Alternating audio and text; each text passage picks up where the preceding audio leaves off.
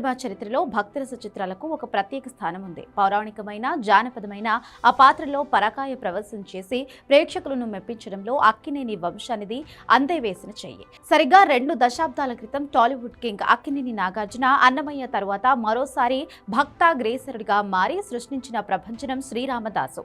నేటితో ఈ అద్భుత దృశ్య కావ్యం విడుదలై 20 వసంతాలు పూర్తయింది. దర్శకేంద్రుడు రాఘవేంద్రరావు నాగార్జున కాంబినేషన్ అంటే అప్పట్లో కేవలం కమర్షియల్ సినిమాలకే పరిమితం అనుకునేవారు. కానీ అన్నమయ్యతో ఆ అంచనాలను తలకిందులు చేసిన ఈ జోడీ శ్రీరామదాసుతో భక్తిరస చిత్రాలకు సరికొత్త నిర్వచనం ఇచ్చింది. భద్రాచల రామలయ్య నిర్మాణకర్త కంచర్ల గోపన్న జీవితాన్ని వెండితెరపై ఆవిష్కరించడంలో రాఘవేంద్రరావు చూపిన ప్రతిభ అసామాన్యం. ఈ సినిమాలో నాగార్జున నటన గురించి ఎంత చెప్పినా తక్కువే. విలాసవంతమైన జీవితాన్ని గడిపే గోపన్న నుంచి శ్రీరాముడిపై భక్తితో తన సర్వస్వాన్ని అర్పించే రామదాసుగా ఆయన చూపిన మార్పు అద్భుతం. ముఖ్యంగా జైల్లో అంతే రామదాసు అంటూ ఆయన పలికించే హావభావాలు, ఆ ఆర్తి ప్రేక్షకుల కళ్లను మార్చేశాయి.